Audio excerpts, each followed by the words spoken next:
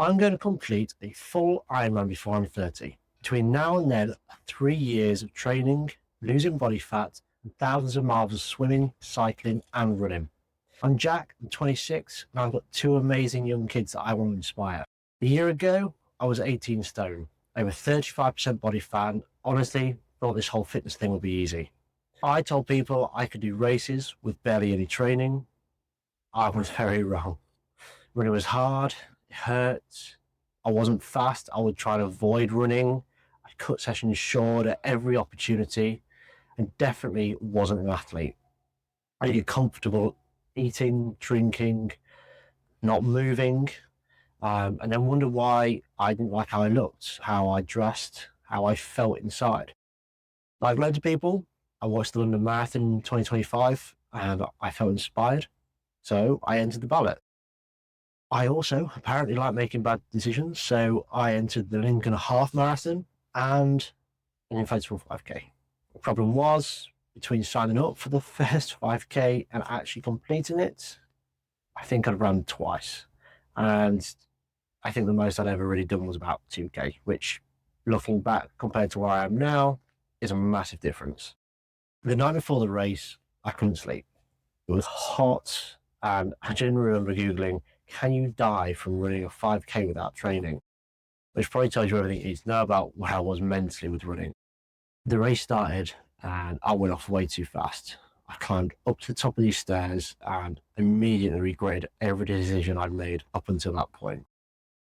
But I remember a clip from the founder where Ray Kroc says one of the main reasons why McDonald's is where it is today is one word: persistence.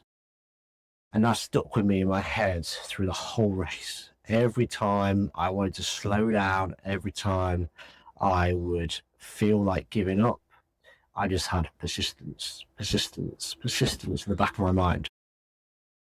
Obstacle after obstacle I went through, I was completely exhausted and my heart rate was through the roof. I just kept repeating persistence. And I finished 48 minutes. I was absolutely buzzing. And I discovered that apparently you have a maximum heart rate. And apparently I was running it pretty much the entire time. And from that point onwards, something changed. I started running more. I ran a couple of times a week to 3 times a week.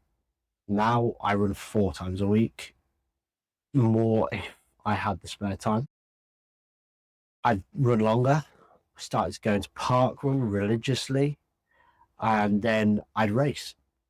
I had my half marathon. I'd had multiple 10Ks up until now. I've got plenty more booked. I'm looking forward to doing in the future. And it wasn't because I was good.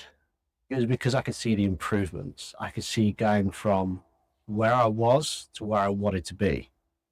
And earlier this year, I ran the Skegness 10K. And the night before, I was inspired by a little penguin. This was a little penguin. It was on Instagram and was rehashed into so many different reels for so many different people, for so many different purposes. The one that stuck to me was an Ironman. This little penguin was going away from his tribe, and between the narration and the music, it was just inspiring. And it was basically saying, going from 5K to 10K to a half marathon to a full to an ultra, and right at the top of this mountain, which is where this penguin wanted to get to, was an Ironman. I remember thinking, it's probably one of the hardest things a normal person could do. Or even I'm not a normal person. It's still going to be hard. So the next morning, driving to the race with my mates, I just said it out loud. I'm going to do an Ironman before I'm 30. And they laughed. Then they realised how serious. And honestly, since then, the more research I've done, the more terrifying this whole thing feels. Because the people you see online doing Ironmans, they look built for it. Everything about them looks athletic, disciplined, and efficient. And there's me. I haven't properly ridden a bike in years. I've not swam in over a year. My longest run was a half marathon. That was 2 hours, 45 minutes. And right now, I still don't look remotely like an Ironman athlete. But maybe that's exactly why this matters, because I want to document what happens when a completely normal bloke commits to doing something massively publicly. Not a fake 12-week transformation, not pretending I've already got it all figured out. The full process. Highs, lows, missed sessions, injuries, progress, self-doubt, discipline, change. Because over the next 3 years, I know I'm going to change massively. Physically, mentally, emotionally, and honestly, I'm excited to look back at this video one day and barely recognize the person talking. The reality is, this scares me, especially now it's public, because once this video is out there, and it will be going out there, I can't hide from it.